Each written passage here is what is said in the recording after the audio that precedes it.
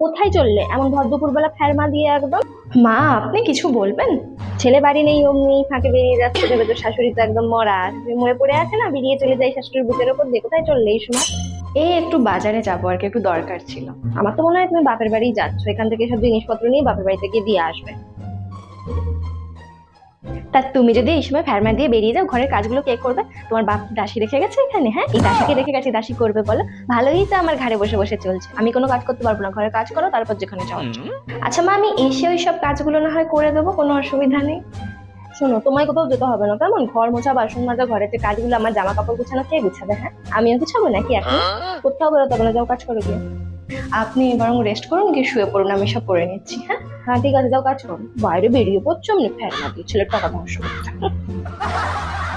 লাউঠির শাশুড়ি যখনই আমাকে দেখবে একটু সেজে গুজে বেরোচ্ছে, তখনই একদম ও, সব কাজ বাজ হয়ে গেছে, তা কোথায় যাবে কি? হ্যাঁ, রান্নাটা কে করবে? হ্যাঁ, তোমার মা এসে করে যাবে না, তোমার বাবা এসে করে যাবে? রান্নাটা তোমাকেই করতে হবে।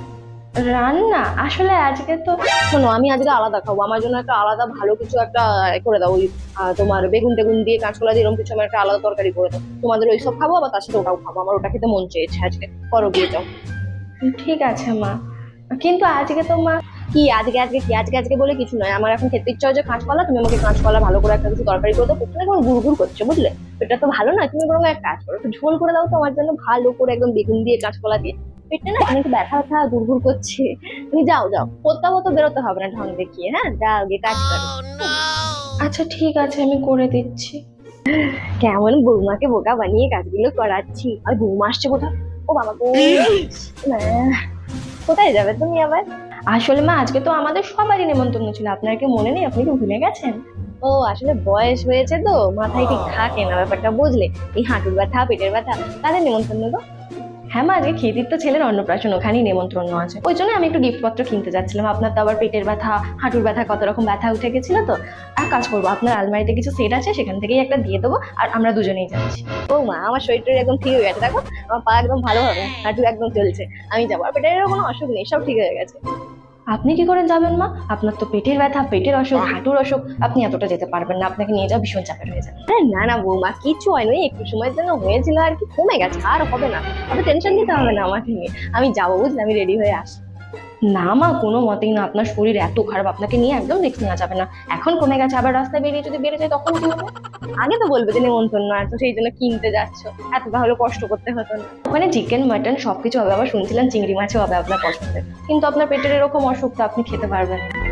ও বাবা, তাহলে তো আমাকে যেতেই হবে, আমার জন্যই হয়েছে ওইগুলো।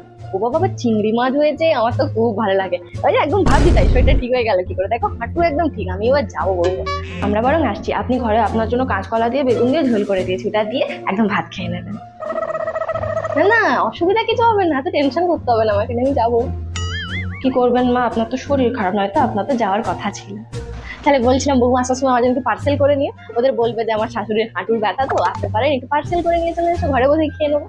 পার্সেল না না, পার্সেল নিয়ে চলে আসতে পারি, কিন্তু আপনাকে ওটা দেওয়া যাবে না। আপনার পেটের অসুখ, হাঁটুর অসুখ, এর মধ্যে চিকেন মাটন খাবেন, আরো বেড়ে যাবে। আপনি ঘরে বরং ওই টালে কাঁচকলা বেগুনের ঝোল খান আর ভাত খান, আমরা ওখানে গিয়ে খেয়ে আসছি, কেমন মা? সাবধানে থাকবেন, একদম উঠবেন না, আমি সব কাজ সেরে দিয়েছি।